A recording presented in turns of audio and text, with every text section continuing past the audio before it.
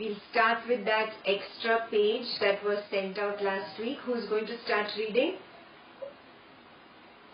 I can read. Okay. Vasistha continued. The tree stand, the very picture of misery, having to endure cold,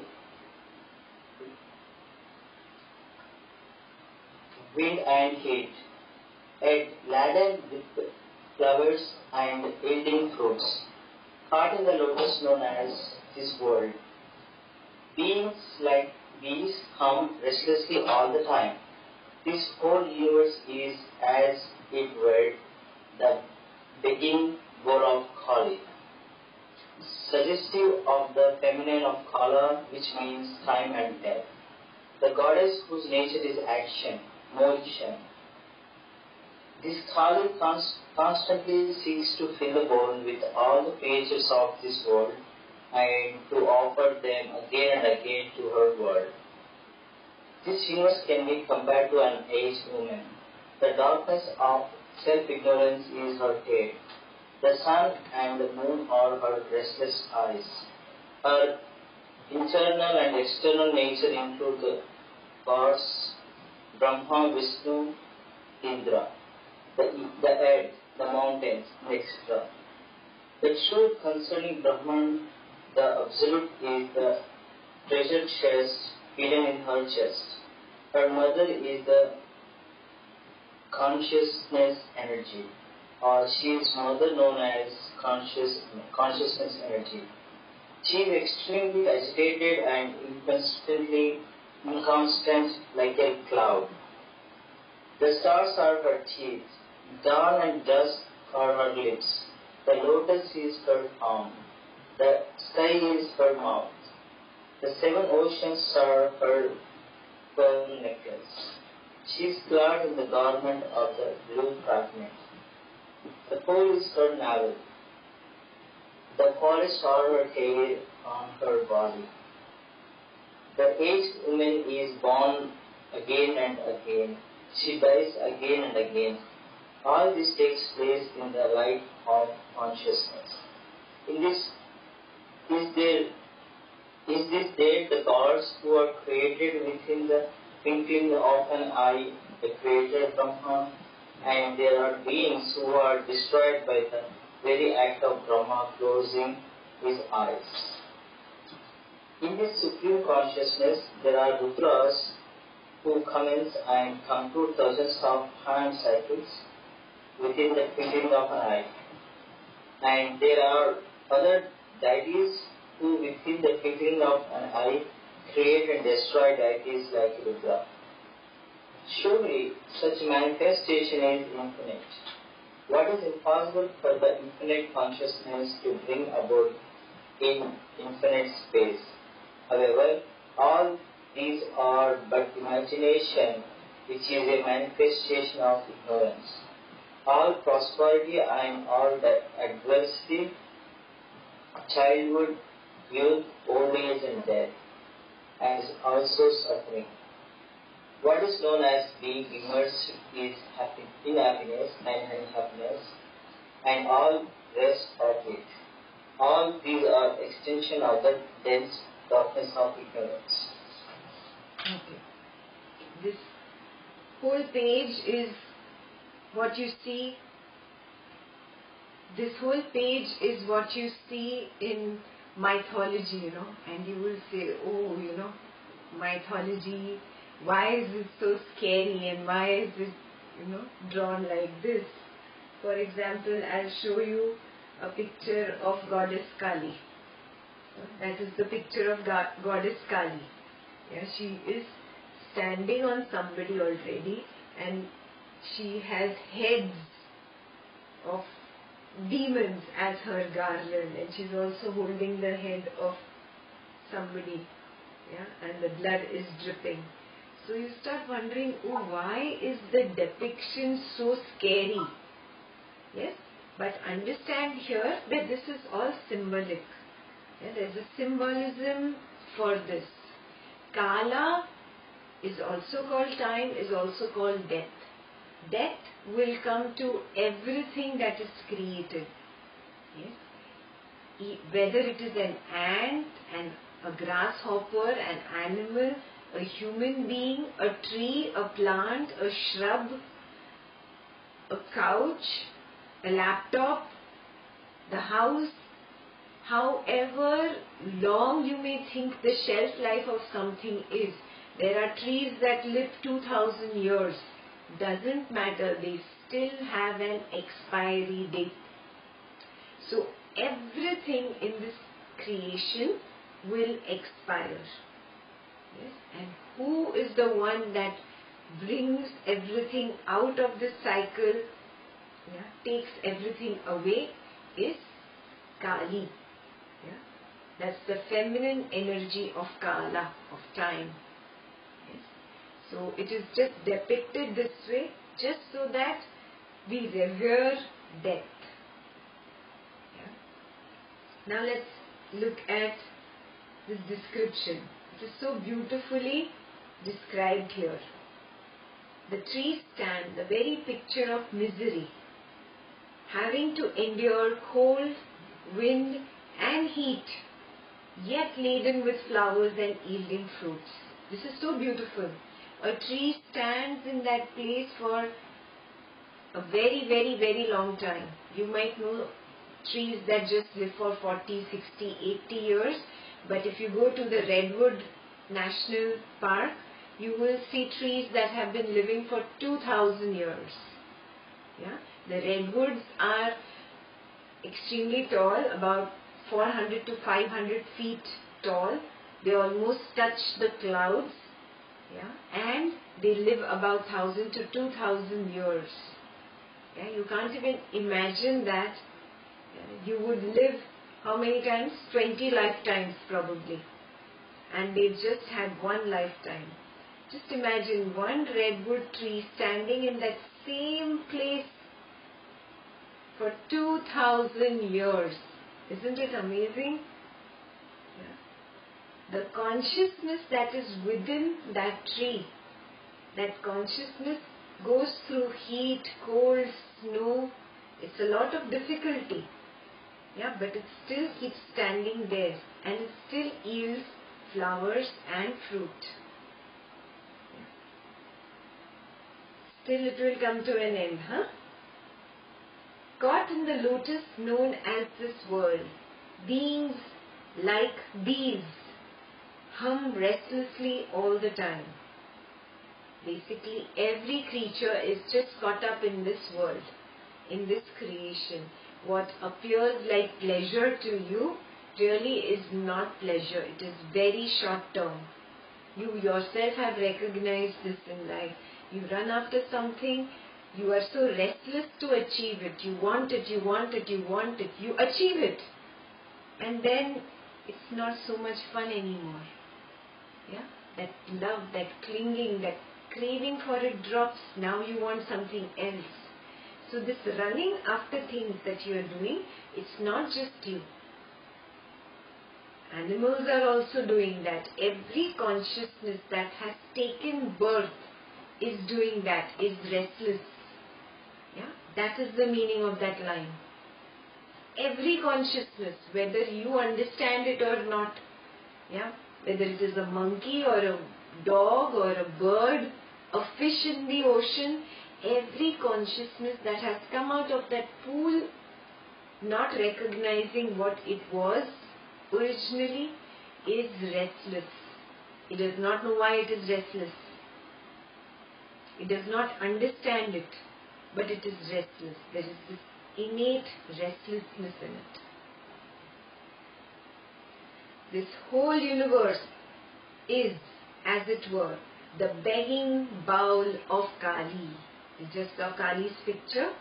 She is the feminine aspect of Kala, or time and death. The goddess whose nature is action and motion. This is literal translation. Action, motion is karma. Yes? So, the nature of the goddess Kali is karma, not the action that you are doing. but to give you the fruit of that action. Goddess Kali is giving it to you, is bringing it your way, or deciding that this is the fruit for this action by Shalini. Niyati brings it to you. Kritanta decides the time when it should come to you, but it is bestowed by Goddess Kali. Yes, Kali decides this has to come to you or this does not have to come to you. Now please don't imagine again Kali dancing in the clouds and deciding, okay, now Mitesh did this, this is going to go to him. No, there is no Kali dancing up there. It is just that energy, a principle of this entire creation. Just like there is energy in an atom, there is an energy in gold, in energy in silver. That is why silver behaves a particular way, gold behaves a particular way.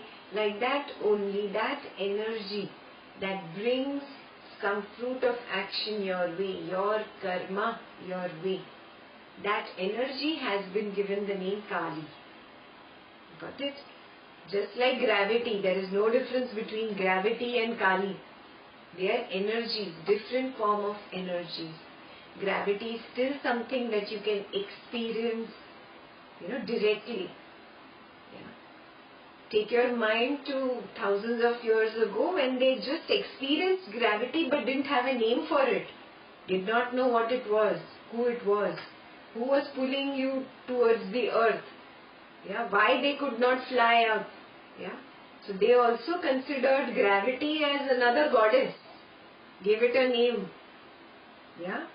And every time, or every morning people would wonder, maybe today we will fly away. So gravity ma, please keep us on earth. Don't let us fly away. So they would have made a goddess out of that also probably. So just understand this. It is just an energy which has been given that name. Clear? No imaginations, no Kalis dancing up there. This Kali constantly seeks to fill the bowl with all the creatures of this world and to offer them again and again to her Lord. Who is the Lord here? Who is the Lord?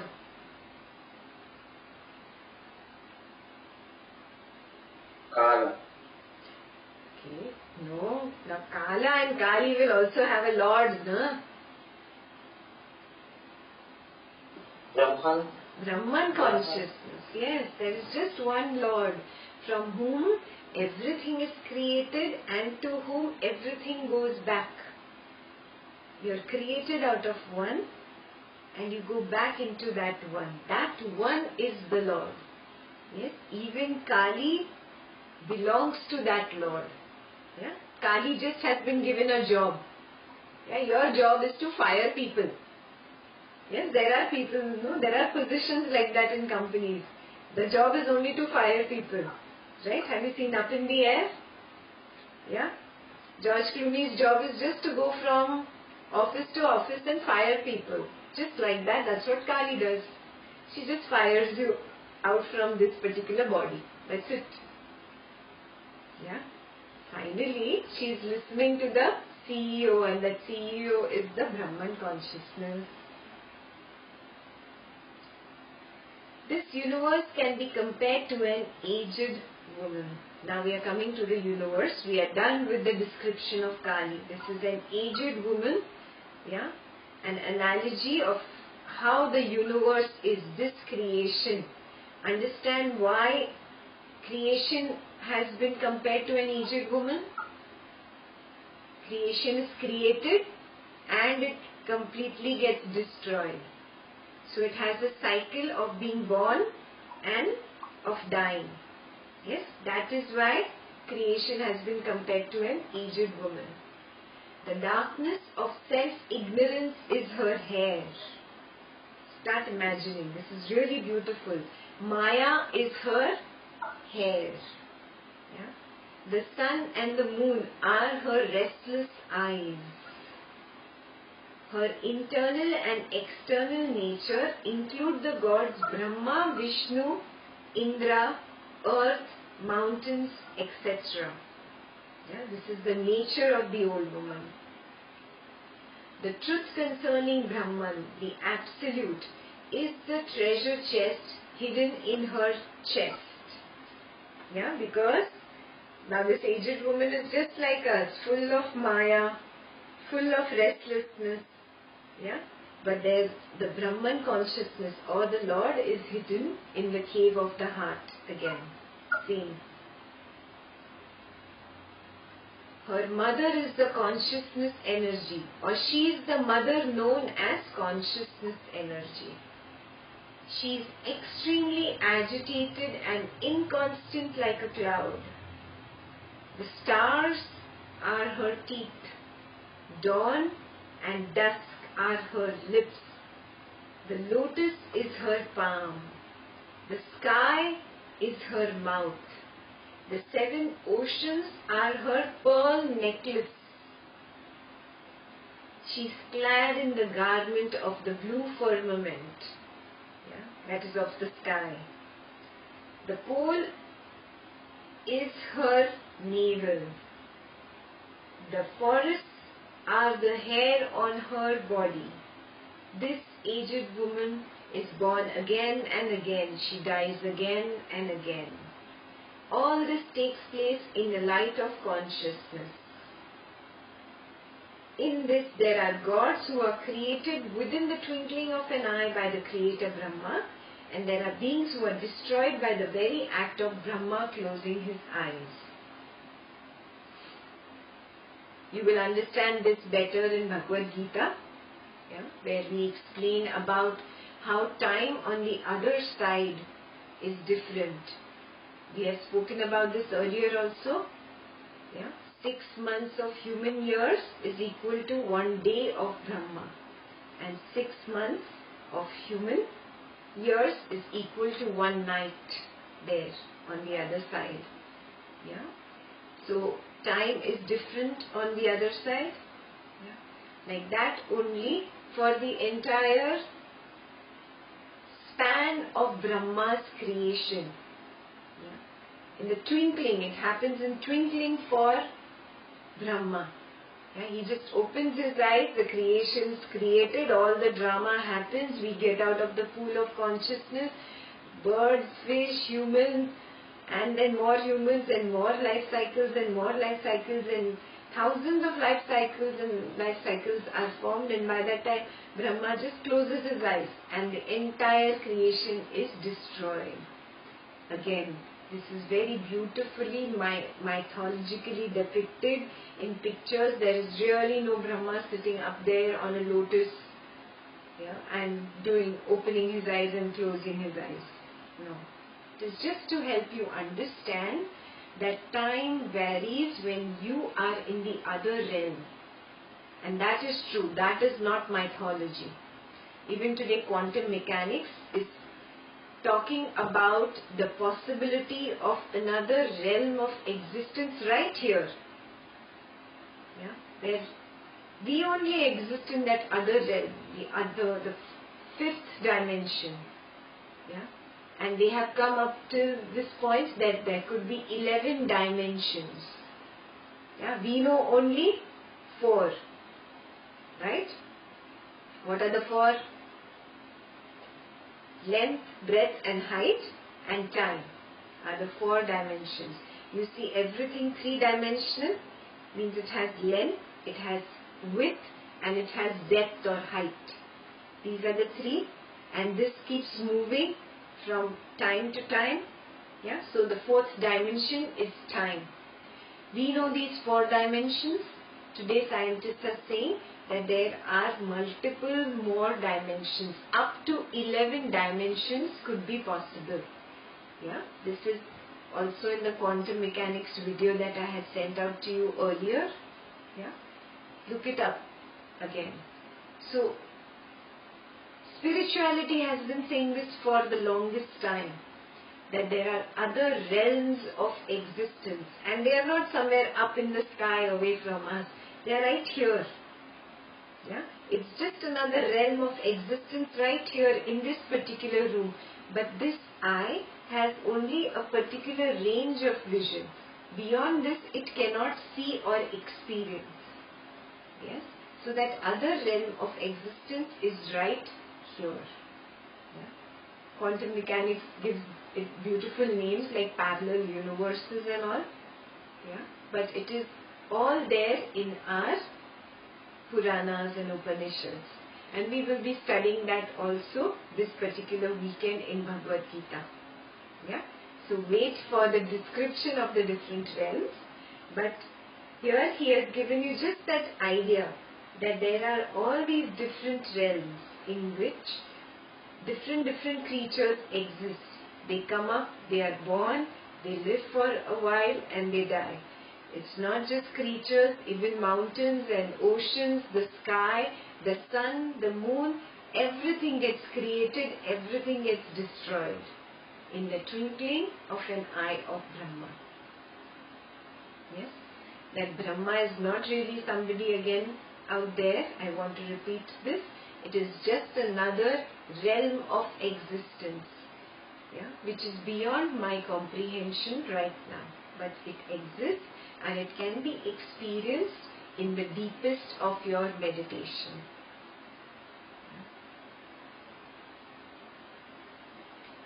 In that supreme consciousness, now we are talking about the Brahman consciousness. There are Rudras who commence and conclude thousands of time cycles. It is a part of Bhagavad Gita. One time cycle is one yuga.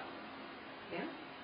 According to our scriptures, in Sanskrit it is called a yuga. Yes? So, there are Rudras who commence and conclude thousands of time cycles or thousands of yugas within the twinkling of an eye. Means what? That in another realm of existence, just the time passes so fast, within the twinkling of an eye here, an entire creation is born, it plays for several lifetimes, thousands of lifetimes, and is destroyed. But in the realm of the Rudra, it is just again a twinkling of an eye. Yeah? It is so fast. Time there is faster than it is here. And there are other deities who within the twinkling of an eye create and destroy deities like Rudra. So there are levels of these existence. Okay? The lower level is ruled by a level which is higher than this. Now this level has power over this lower level. Yeah? It can also destroy this level. It can work through this level. Yeah? It can give gifts to this level or it can take away things from this level. That's how there are several levels of existence. Yeah? They are called lokas. Yeah? Or realms of existence in English. We will be studying that also in the Bhagavad Gita, as it is not detailed here, yeah, but detailed in Bhagavad Gita. We will go into details there. What is possible for the infinite consciousness to bring about in infinite space? What is impossible for the infinite consciousness to bring about in infinite space? Yeah. Everything is possible for that consciousness. However, all these are but imagination, which is a manifestation of ignorance. Yeah, so much description we gave. Yeah, we said this realm of existence, that realm of existence, yugas, and this loka destroys that loka. Full creation and destruction cycle we talked about, and now we are saying it's all imagination. How?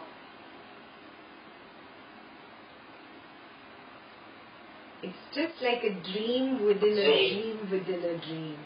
Yeah. Yeah, we are all actually in that pool of consciousness. And from that pool of consciousness, just that ego came up saying I. And that was the first dream. Yes? From that dream, there was another dream saying I want to be that. And then from that dream, there was another dream, I want to be this. And that's how levels of dreams have happened. There's a dream within a dream within a dream. Yeah? Just what is depicted in the movie Inception. We all watched it some time ago. Yeah? Same thing he's saying here. He's saying it is all just an imagination, which is a manifestation of what? That Maya. I. All prosperity and all adversity, childhood, youth, old age and death, and also suffering. What is known as being immersed in happiness and unhappiness, and all the rest of it. All these are extensions of the dense darkness of ignorance. Yeah? Everything is Maya. Everything is Maya. We are just dreaming. It is a moment. In that moment, Satori can happen and you can just wake up. Yeah? And the moment you wake up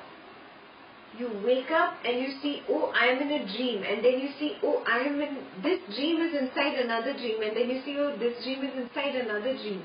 Happened to you in the night? Yes, sometimes you're dreaming and you know I am dreaming. And then sometimes you know in the dream I am dreaming. Oh, this is so crazy. What am I doing? Yeah? The moment you become aware, this is so crazy, it drops off. Yeah? All this dream within a dream, within a dream, within a dream, however many levels there are, they all drop off. Yes? One day you will all wake up. Yes? Just for that one day, this entire lifetime of spiritual exercises you are doing. Just for that moment of Satori. Clear?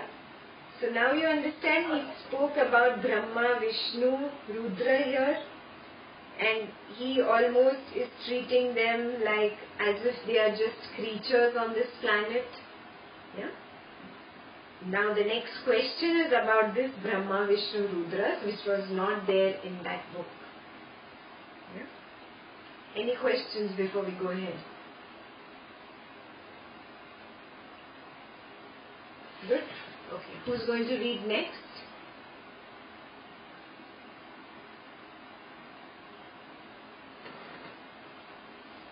We have to start with page 228 now.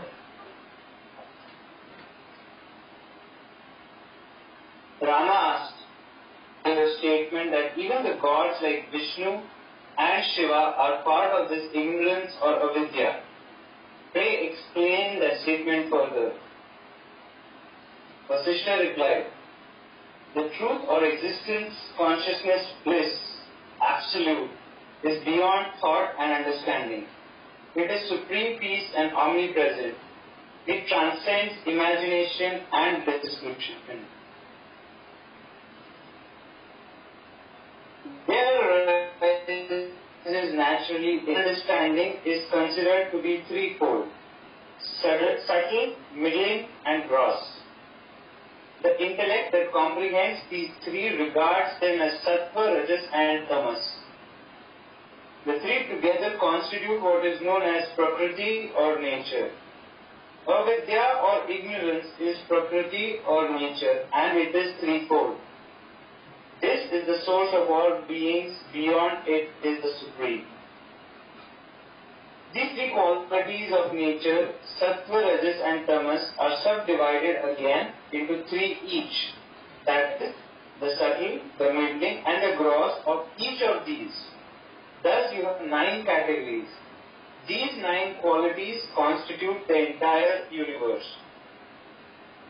The sages, the ascetics, the perfected ones, the dwellers of the netherworld, the celestials, and the gods are the sattvic part of ignorance. Among these, the celestials and the dwellers of the netherworld form the gross, tamas, the sages form the middling, rajas, and the gods, Vishnu, Shiva, etc. form the sattvic part. They who come under the category of sattva are not born again, hence they are considered liberated. They exist as long as this world lasts. The others, like the sages, who are liberated while living, Jivana Mukta, shed their body in course of time, reach the abode of the gods, dwell there during the period of existence of the world, and then are liberated.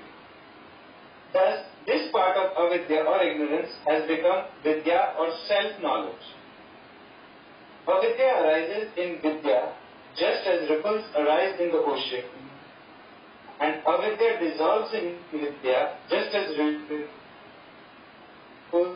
dissolve in the water.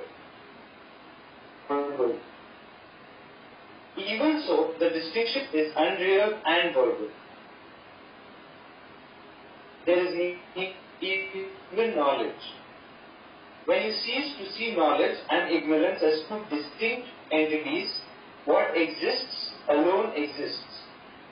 The reflection of vidya in its self is when these two notions are abandoned, what remains is the truth. It may be something or it may be nothing. It is omnipotent. It is more empty than space, and yet it is not empty.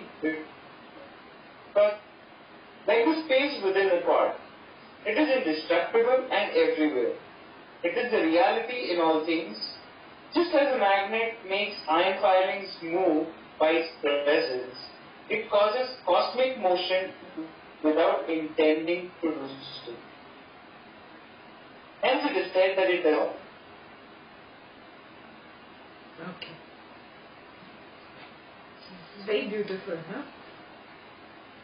Lord, I am puzzled by your statement that even the gods like Vishnu, Shiva are part of this ignorance or avidya. Pray, explain that statement further. Yeah? This refers to that page. Now you consider even these gods as part of this ignorance. Then what is left? What about mere mortals like me? Yeah? That is his question. The truth or existence or consciousness, bliss, absolute, is beyond thought and understanding.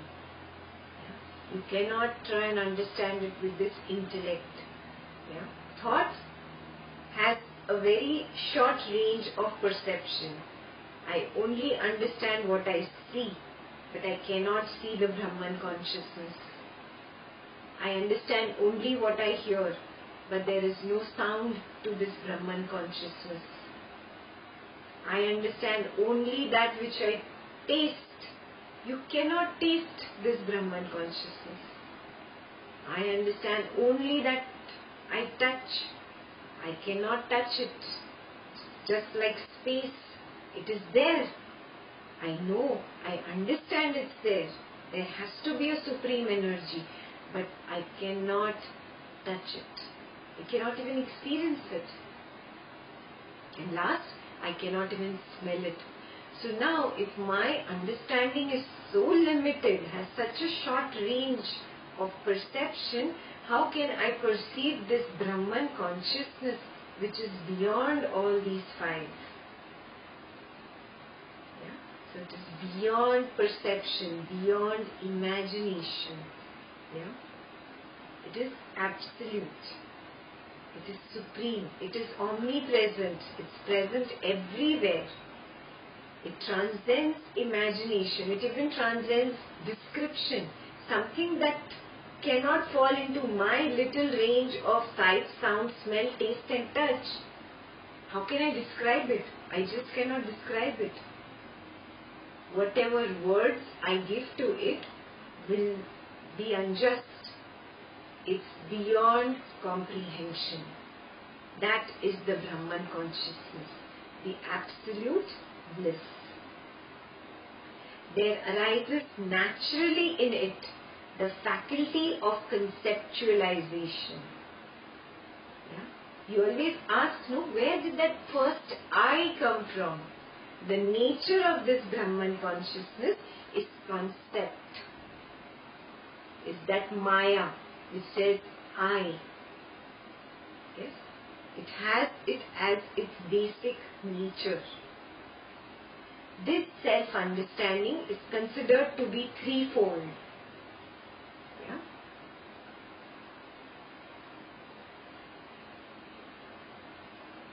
subtle, middling and gross.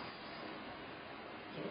This intellect that comprehends these three regards them as sattva, rajas and tamas. Yeah? We gave these words, sattva, rajas and tamas. Yes?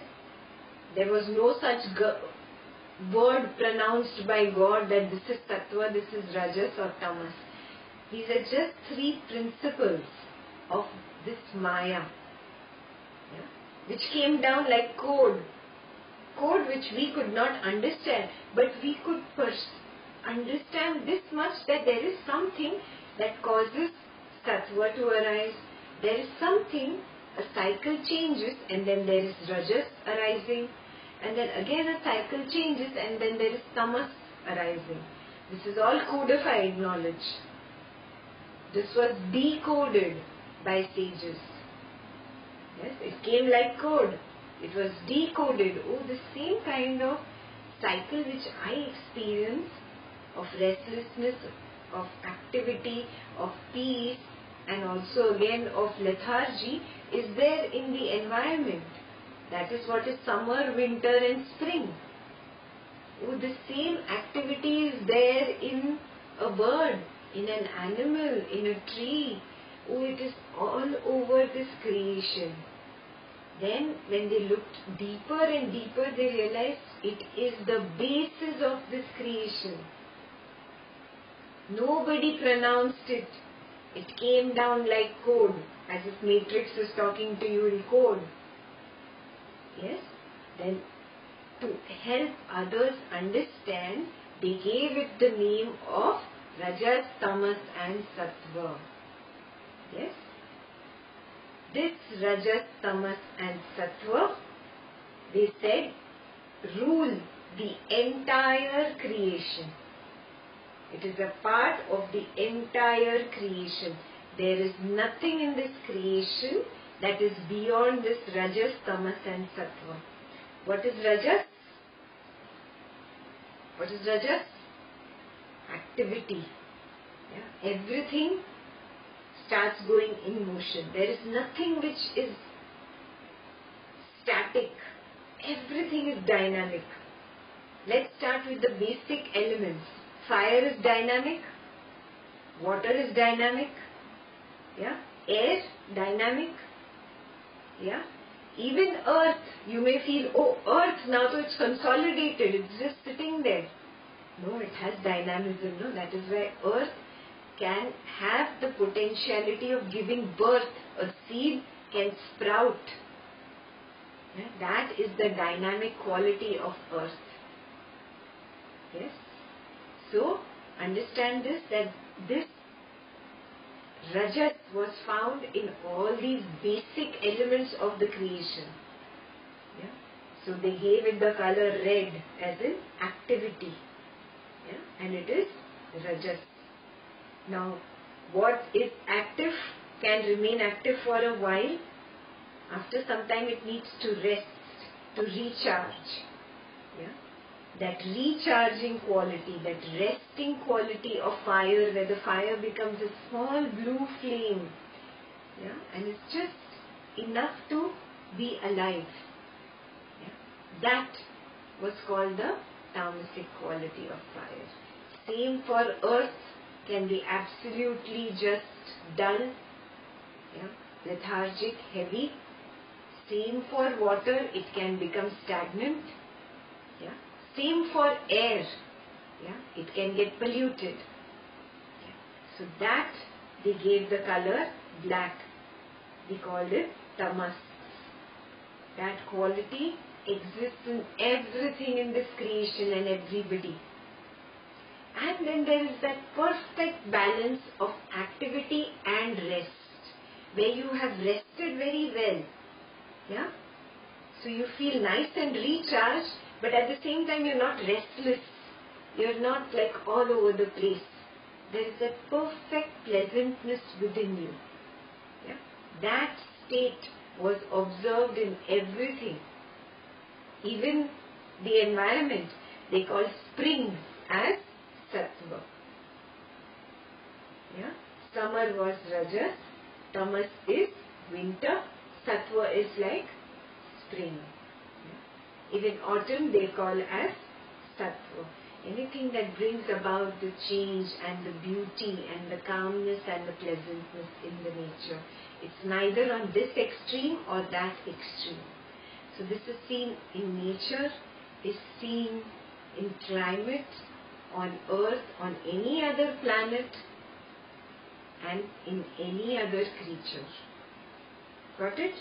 This is that subtle, middling and gross. Gross is tamas, yeah? And middling here is rajas and subtle is sattva. The three together constitute what is known as Prakriti. Yes? They said all these three together are the basis on which this entire Prakriti runs. Yes? Purusha might be running the Prakriti, but the principle on which Purusha runs this Prakriti is Rajas, Tamas and Sattva. Yeah? Then they said,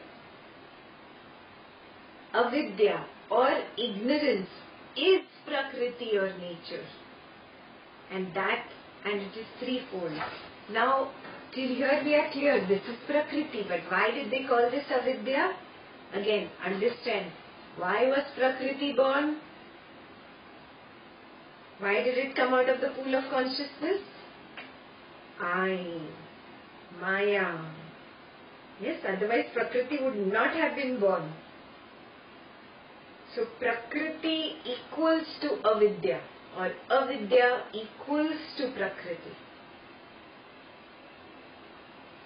Got it? This is the source of all beings. Beyond it is the Supreme.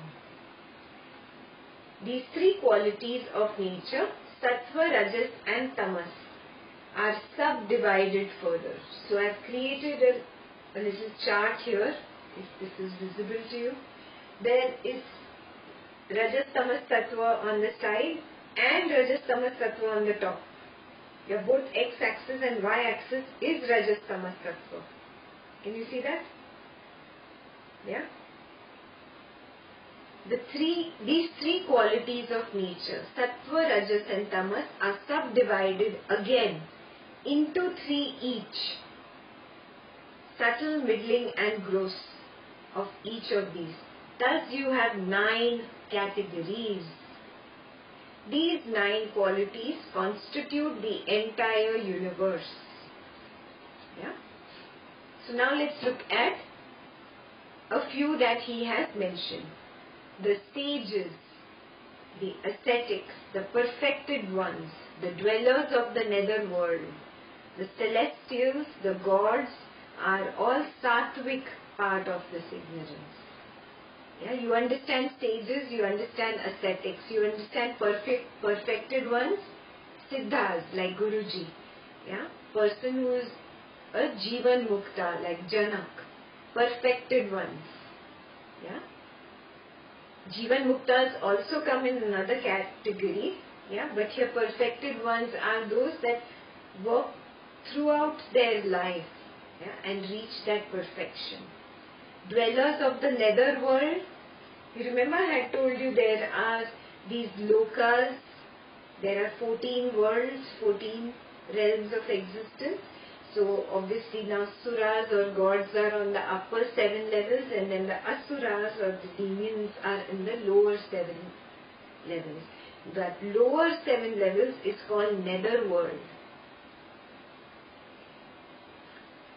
The celestials, again angels, which are the ones who live in the upper worlds. Gods, they also live in the upper worlds. These gods are not equal to Brahman consciousness, okay? These are the devas, if you want to put it in Sanskrit. These are sattvic part of ignorance. Now among these, the celestials and the dwellers of the nether world form the tamasa, the tamasic part of the sattva. Only Sattva column he is telling you. He is not telling you more than that. Yeah? In the Sattva column, the tamasic ones are the celestials, which are the suras or the angels, devas, and the nether world, which is asuras. They come in the tamasic, he says. The sages form the middling. Yeah? All sage Vishwamitra, this sage, that sage, all the sages that you know come in the middling or the Rajasic part. And the gods like Vishnu and Shiva, they are the Sattvic Sattva. Yeah? Got it? Understood the table? They who come under the category of Sattva are not born again. Yes? So these people all come under, people, gods, angels, asuras, they all come under the Sattva and they are not born again. Hence they are considered liberated. They exist as long as this world lasts. What does that mean? It's not your 100 years of lifetime of this body. It's as long as the world lasts means that entire cycle from creation to destruction. That entire cycle of thousands of yugas. Yeah? That is the time that they last. The others, like the sages who are liberated while living, Jivan Mukta, I told you Jivan Mukta had a separate thing. They shed their body in course of time, reach the abode of the gods, dwell there during the period of existence of the world, and then are liberated. Got it? So their process of liberation is a slightly different process. While living in the body, you become a Jivan Mukta. You move on to the higher realm of existence, say of the gods, celestials, wherever, and then you exist for that much period of the existence of this world cycle, let's say, world cycle, let's call it. This particular time cycle you will last, and then you will get liberated at the end of the time cycle. Yeah? Thus this part of avidya or ignorance has become vidya or self-knowledge. How? Because they have all worked towards becoming liberated. So they move from avidya to vidya. Avidya arises in vidya, just as ripples arise in the ocean. And avidya dissolves in vidya, just as ripples dissolve in the water. Yeah, so when did these ripples arise in the ocean? When in the pool of consciousness you said I and you moved out. That process of moving out is the formation of the first ripple. Yeah? The moment you drop everything, get detached from everything in the world, become dispassionate, get liberated, not only during the body's cycle, but then you get liberated at the end of the life cycle. This ripple goes back. Yeah? So this ripple arises and falls, yeah? Just like ripples of water. The distinction between the ripples and the water is unreal and verbal. Even so, the distinction between ignorance and knowledge is unreal and verbal. Why? Now we were talking about properly about Maya, and we were talking about getting liberated. Now we are saying it's unreal. What does that mean? This is so confusing. Huh?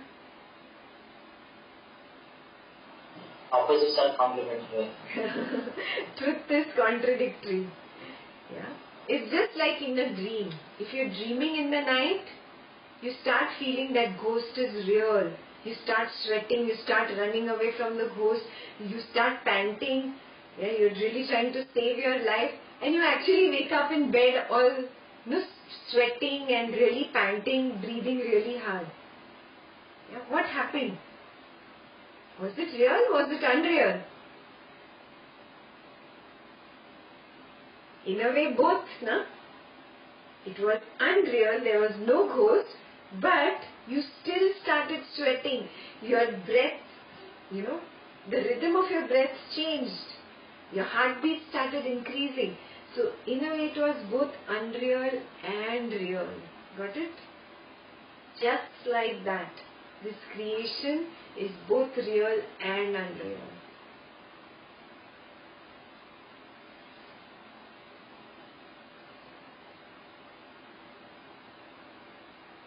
The distinction between ignorance and knowledge is unreal and verbal.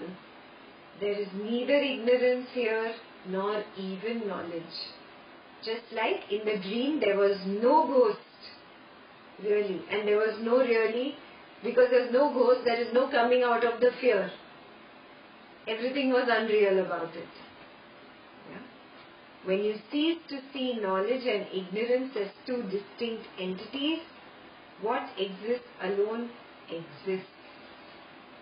The reflection of Vidya in itself is considered avidya.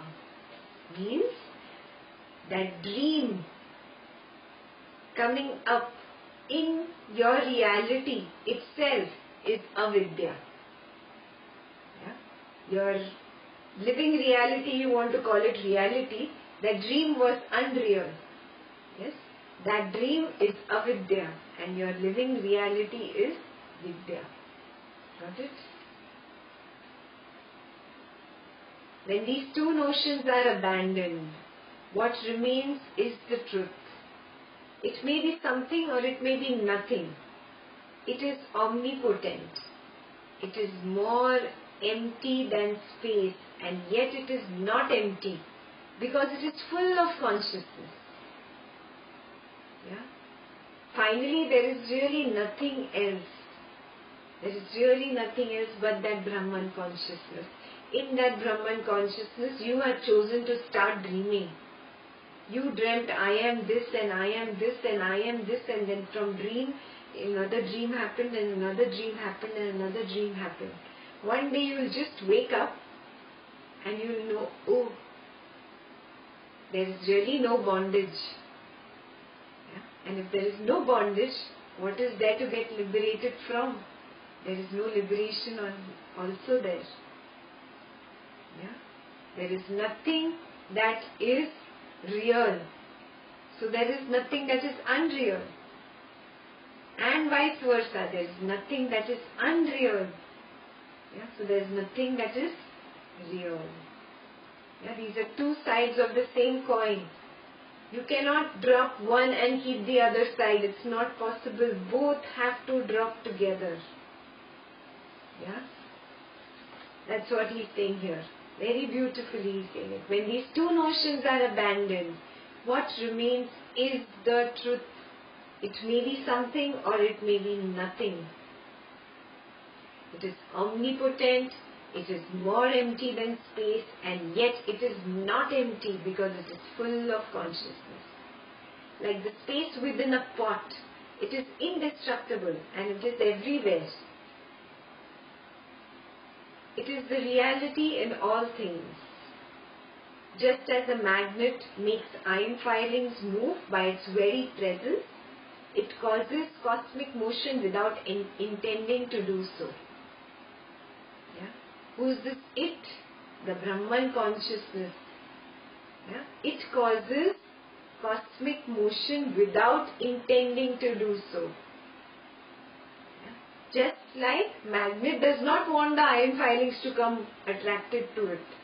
Yeah? It's not intending to do it. It's just the nature of that magnet or magnetism. It's energy which is doing it.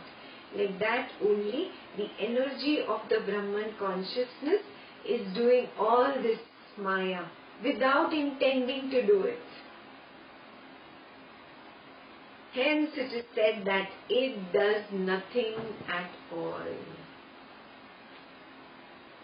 Got it?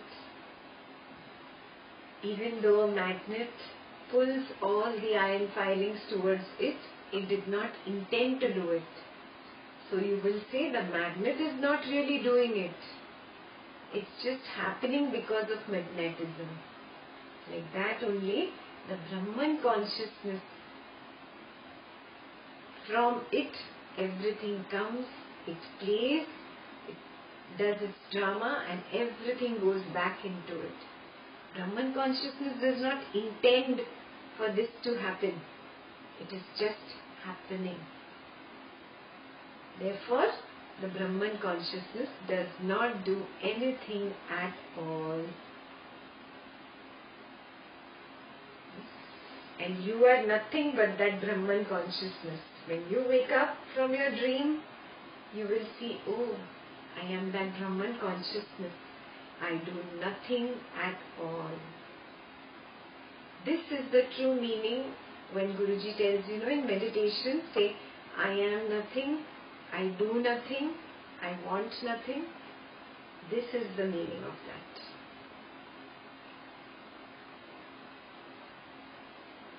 Clear? Page 228 is clear?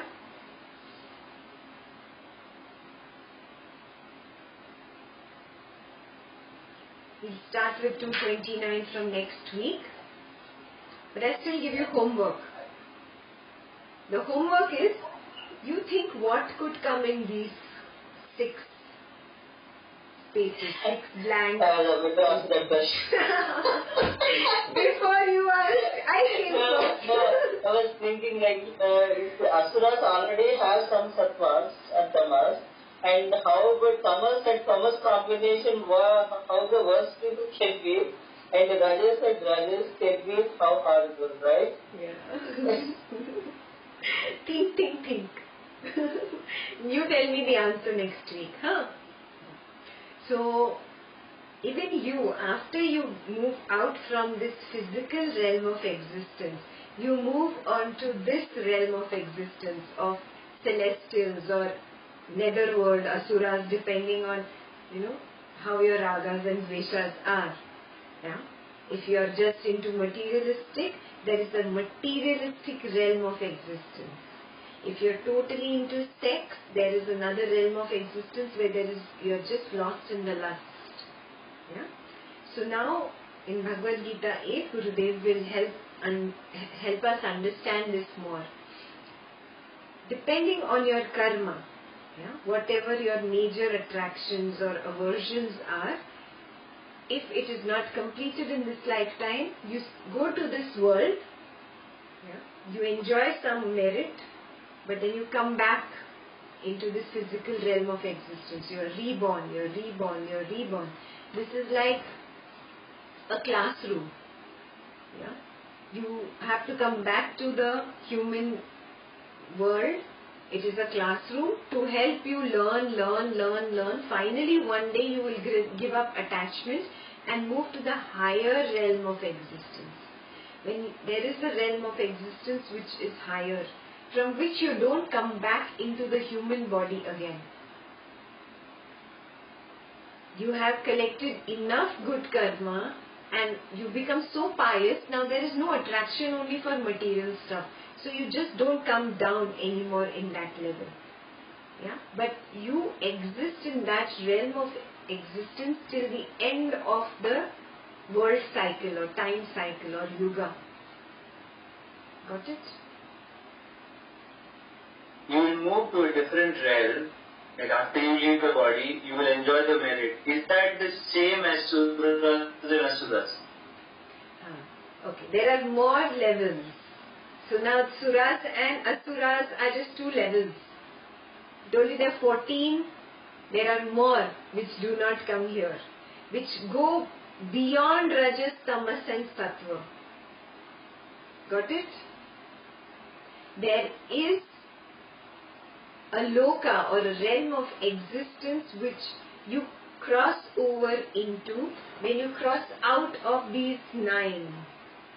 You cross over Rajas, Tamas and Sattva. This Rajas, Tamas and Sattva only affects 9 realms of existence. there are total 14 realms of existence. So there are 5 outside this which are not affected. Got it? We'll study that in Bhagavad Gita. Ragas and Dveshas, you will be able to get through your human life. There are some levels above where you will still carry them. Yes? But till the time you carry them, you will come back in human body. You will have to come back in human body to get liberated. Once you get liberated, you come into that Yuga cycle. You just exist till the end of the Yuga and then you don't come back. So it's like an honorary Deva or Asura position. You have to come back until you get rid of everything. Yes. In Kena Upanishad, very clearly Guruji had said this. That on the other realms there is no love. And there is no experience of pleasure. The way we experience pleasure, that experience is not there. There might be lots of material comforts, more than human lifetime also, but the experience of pleasure, that sensation that you feel, will not be there. They crave for love. The love that you feel for one another, they crave for love. And that craving brings them back into human birth. Human birth is the only way out. That is why in the next part of the paragraph they stressed on the Jivan Mukta. You become a Jivan Mukta during this human birth and then you move on to the higher realms of beyond the Sattva, Rajas, Tamas, and then you get liberated. No matter whether after human birth you go higher to a higher realm, either of the 7 above or 7 below. As long as you have the karma back, you have to come back. Right. But he is not saying anything of that. He is saying once you go to these realms, you don't come back. Okay, understand one more thing. Yeah. This is a condensed form of the whole Yoga Vasistha. Okay? In this one page are actually 5-7 pages of shlokas. So everything is not really given in detail. The assumption is that you have read a lot of other scriptures and understood this already. Yeah? So that assumption is there. So basically you will have to come back. Every Upanishad says, what is Mahati Vinashti? What was Mahati Vinashti for? Doing something and coming back and take the human birth. No. If you don't do it in this human lifetime, that is the biggest disaster. Because you don't know if you are coming back again. As a human, you could come back as a cockroach. You'll have to, again make effort to come back to the human lifetime. Only in the human lifetime can you get enlightened or liberated. Liberated from what?